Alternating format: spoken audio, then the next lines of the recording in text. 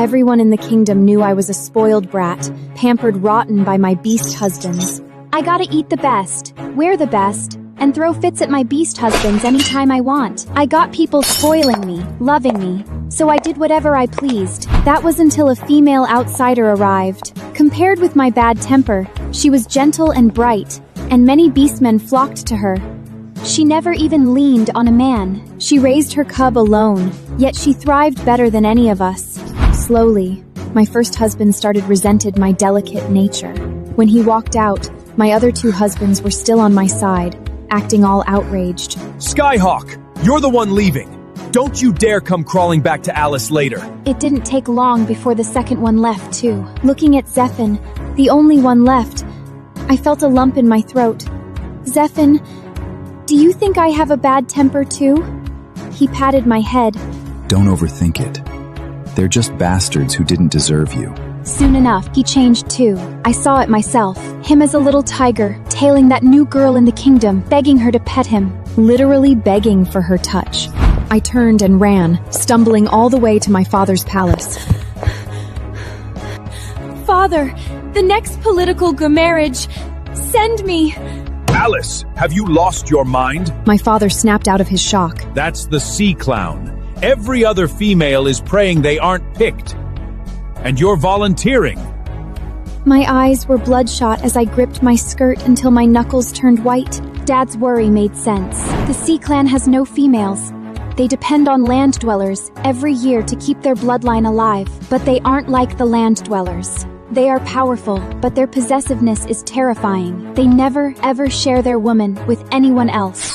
So, no female wants to rot away on that damp, freezing island.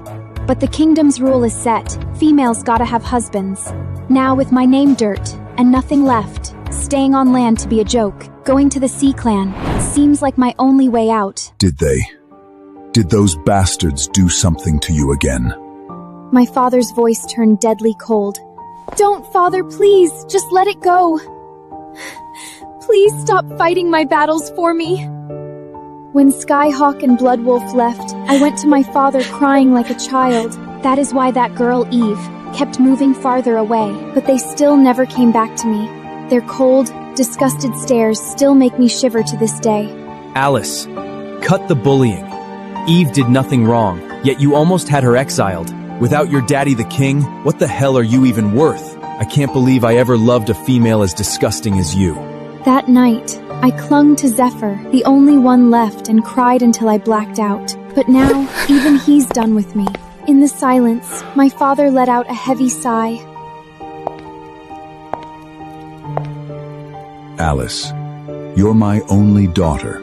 I can't stand the thought of you being so far away. But I can't watch you suffer here either. The drawing is in 3 days. Think it over, then give me your answer. Walked out of the palace. I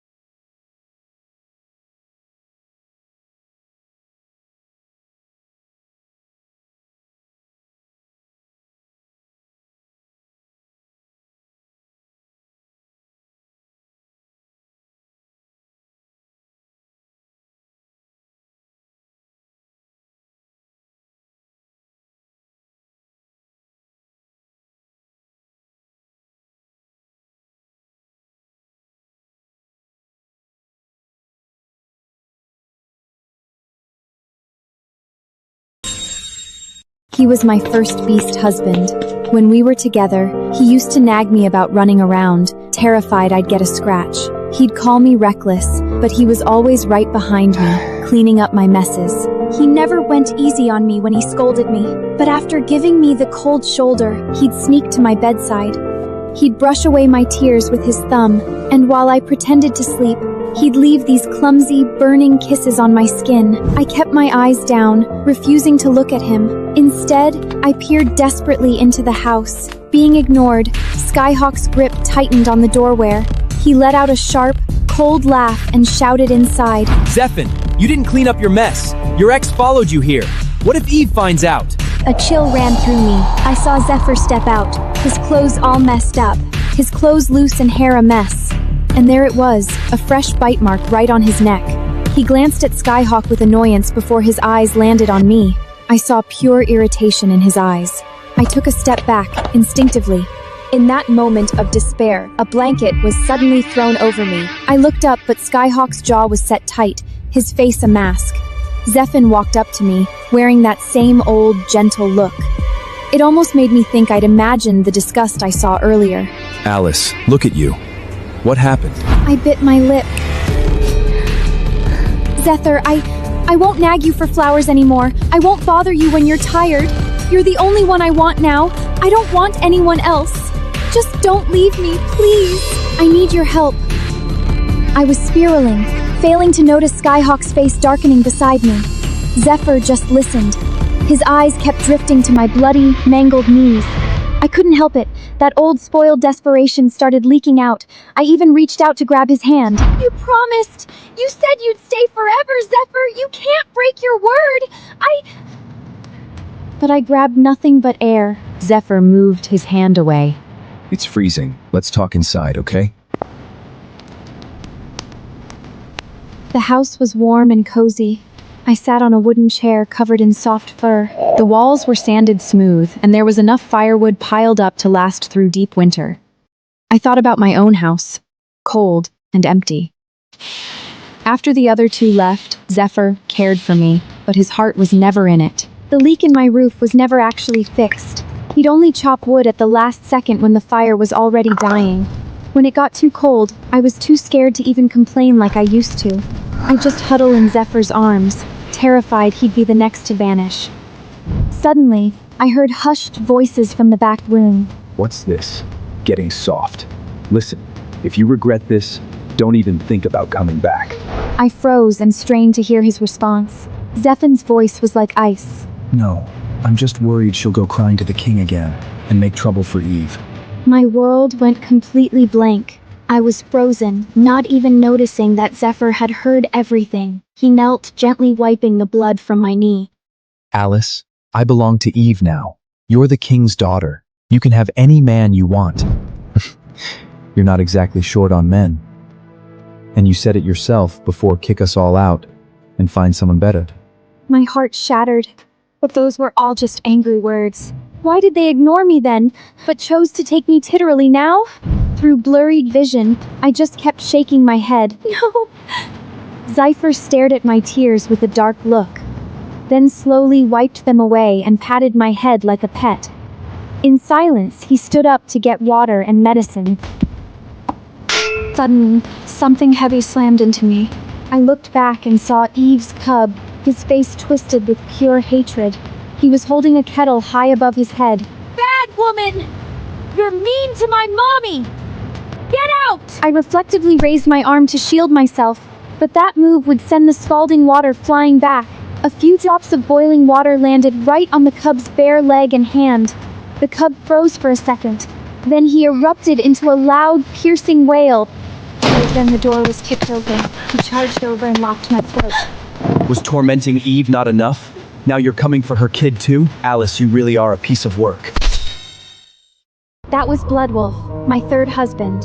The way he left was the ugliest of them all. Because of my complaints, Eve had nearly been exiled. To prevent that, Bloodwolf took on a suicide mission for his tribe, without saying a word to me. He traded his life to keep Eve and her cubs safe in the kingdom. The last time he looked at me before leaving, it was colder than death. I was a fool. My biggest regret in this life was ever giving a damn about you. Listening to them, I was just confused. He started it. He hit me first. So why did Bloody Wolf only blame me? I gripped his wrist, but my strength was fading fast. Tears clouded my vision. The last time I looked up at him, there was nothing left inside me but a gray, hollow void. Bloodwolf's pupils shrank. Bloodwolf. He panicked, seeing me gasping for air. He let go immediately. I slammed hard onto the floor. I doubled over, coughing until it felt like my lungs would burst. Zephyr rushed over to me. He was about to pull me close, but then Eve opened her bedroom door. Seeing that, he shoved me back without thinking. I rolled backward, my body completely numb with pain. Skyhawk followed her out. He started to step toward me, and just stood there, frozen. Bloodwolf looked at Zephyr and raised an eyebrow. Weren't you the one swearing to protect her forever? What are you doing here? Then he realized the truth and let out a cruel smirk. So you finally got sick of her too. What a coincidence. Seems the three of us always end up falling for the same woman. He looked down at me crawling on the floor and scoffed. Zephyr's eyes were dark and cold. He met my pleading eyes for a second, then looked away in silence. I forgot how to breathe. I just sat there, frozen. Your arm. Are you okay? Eve finally spoke up. Only then did everyone notice my badly burned arm. They all expected me to scream and cry, but I just silently pulled myself up. I looked at Eve, my mind completely gone. She was so gentle, so soft, just like water. I'd heard she could grow life in the dead of winter on barren land. In this kingdom, I'm probably the only one who doesn't love her. Maybe because I was acting so strange. Eve patted her sobbing cub. Sweetie, you did something wrong. You need to apologize to Princess Alice, okay? The cub just buried his face in her chest and stayed silent. Eve gave me a helpless, pitying smile. He's just a child, and he's scared. I'll apologize for him. I have some burn cream. Let me go get it. No. Every eye in the room was on me. I want him to say it. Eve's smile vanished, replaced by a slight scowl. He's just a child. Making him apologize now would be apologize. Alice! Bloodwolf barked at me, stepping in front of them like a shield. Why the hell are you picking on a kid? Eve already apologized. You won't be happy until he's in tears? Skyhawk stayed silent, but his scowl said everything. Even Zephyr just slowly shook his head at me. 3 men who were once mine, now standing united against me for another woman's child. Eve tugged gently on Bloodwolf's sleeve. She whispered something to the cub, and he finally turned his head, muttering, "Sorry." This apology was so vague, resentful, and completely fake. Their faces instantly fell, clearly thinking I was being difficult. Eve put on her best apologetic face. "Alice, he apologized. Now let me take care of that burn before it gets worse." She turned to go get the medicine. I felt a chill deep in my bones. So cold I could barely stand. "Don't bother." I spat out the words and left without waiting for a reply, stumbling back into the freezing night. Have you made up your mind? I nodded quietly. I'd locked myself in my room for 2 whole days after that night. My father rubbed his face, looking exhausted and broken. It's a long journey to the southern coast. You leave tonight. Take whatever you need. Anything at all. I gave a hollow laugh and shook my head. There's nothing left, Father. I'm leaving it all behind.